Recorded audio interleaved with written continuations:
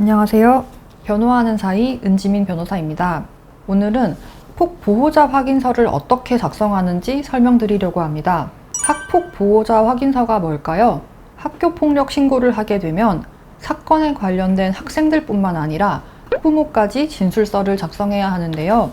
이를 학폭 보호자 확인서라고 합니다. 즉, 학부모가 이 사건에 관하여 알고 있는 내용, 자녀로부터 들은 내용과 그에 대한 의견을 적는 것입니다. 아무래도 학부모는 사건 당사자는 아닌 만큼 이 보호자 확인서를 그다지 중요하게 생각하지 않고 대충 작성해서 내는 경우도 많습니다. 그러나 학폭위에서는 이 학생 진술서뿐만 아니라 보호자 확인서의 내용도 상당히 중요하게 받아들입니다. 만약 피해 학생의 학부모라면 자녀로부터 이제까지 어떤 피해 상황을 들었는지 보다 더 구체적이고 자세하게 진술을 들을 수 있고, 가해 학생 학부모라면 이 사안을 얼마나 심각하게 받아들이고 반성을 하는지, 가해 학생의 부모로서 피해 학생 측에 제대로 사과를 하고 피해를 회복할 의사가 있는지 확인할 수 있기 때문입니다. 그렇다면 이 보호자 확인서에는 어떤 내용이 들어가는 것이 좋을까요? 제가 샘플을 하나 가지고 왔는데요. 이걸 보면서 설명드리도록 하겠습니다. 여기 학생 이름과 학년, 반, 성별 등을 기재하는 칸이 있고, 바로 밑에 첫 번째 항목은 사안 인지 경위입니다. 이 부분은 학부모가 어떻게 이 사안을 알게 되었는지 기재하는 칸인데요.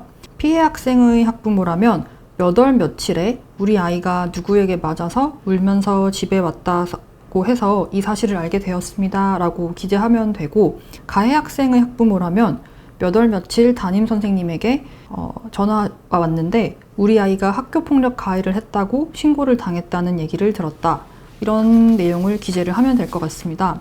그 밑에는 현재 자녀의 상태를 기재하는 칸이 있는데요. 여기는 우리 아이가 신체적, 정신적으로 지금 어떤 상태인지를 적으면 됩니다. 피해 학생의 학부모라면 우리 아이가 원래 학교 가는 것을 좋아했는데 이 학교 폭력을 당하고부터는 등교 거부도 하고 계속 불안정해서 심리치료를 받고 있습니다 라고 기재를 하면 될 것 같고요. 가해 학생의 학부모인 경우에는 우리 아이는 자신이 얼마나 큰 잘못을 했는지 깨닫고 반성을 하고 있고, 자신이 학교폭력 신고를 당했다는 소문이 나는 바람에 매우 불안해하고 있습니다. 이런 문구를 적으면 좋을 것 같습니다. 그 다음 칸은 이 자녀 관련 정보인데요. 자녀의 교우 관계가 어떤지, 학교폭력 경험이 있는지, 그리고 자녀 확인 내용, 이렇게 세 칸을 기재하게 되어 있습니다. 자녀의 교우 관계 부분은 특별할 것은 없는데요. 평소 다른 친구들과 잘 어울리고 특별한 갈등 없이 지내왔습니다. 그런 내용을 기재를 하면 되겠죠. 그리고 그 밑의 학교폭력 경험 유무 및 내용이 되게 중요합니다. 흔히 말하는 전과 기록인데요. 이 부분은 피해 학생보다는 가해 학생 측의 중요한 내용입니다. 이 사건 이전에도 이 학교폭력 가해 행위를 한 적이 있다면, 즉 전적이 있다면 더 나쁘게 보이겠죠. 이전에도 가해 행위를 했음에도 불구하고 반성을 하지 않고 또 이 사건을 일으킨 것처럼 보이기 때문입니다. 괜히 이전 학교폭력 이력을 숨기거나 거짓으로 작성하게 되면 더 나쁜 인상을 주고 불리하기 때문에 솔직하게 기재하는 것이 좋습니다. 그리고 피해 학생이라고 하더라도 이 사건에서는 피해 학생일 수 있지만 이전에 혹시 학교폭력 가해 학생으로 신고를 당한 사실이 있다면 이를 숨기지 말고 솔직하게 기재하는 것이 좋습니다. 그 밑은 자녀 확인 내용인데요. 이 부분이 이 보호자 확인서에서 가장 중요한 내용입니다. 아까 처음에 학교폭력 신고가 들어가면 학생과 학부모가 모두 진술서를 작성한다고 말씀을 드렸는데요. 이 말은 하나의 사건에 대해서 학생의 입장에서 이야기하는 내용과 학부모 입장에서 이야기하는 내용, 즉 두 가지 진술이 생긴다는 의미입니다. 학폭위원들 입장에서는 학생과 학부모의 말이 서로 다르면 아무래도 믿기가 어렵겠죠. 실제로 학생이 당한 일은 작은데 학부모가 괜히 부풀려서 크게 진술하고 있다라고 느껴질 수도 있고, 학생이나 학부모가 거짓말을 하거나 너무 자기 입장에서만 과장해서 말을 한다고 생각할 수도 있습니다. 그래서 이 학생의 진술과 학부모의 진술이 너무 달라버리면 이 진술 자체의 신빙성이 없어지기 때문에 반드시 보호자 확인서를 쓰기 전에 자녀에게 사건을 구체적으로 확인을 해야 합니다. 사건이 발생한 날짜와 시간, 그리고 장소를 구체적으로 확인을 하고, 목격 학생이 있는지, 그 다음에 선생님에게는 알렸는지, 이런 사실들을 정확하게 확인을 해야 하는 거죠.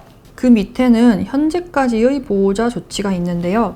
학교 폭력 사건이 일어난 이후에 가정에서는 어떤 조치를 취했는지 구체적으로 기재를 해야 합니다.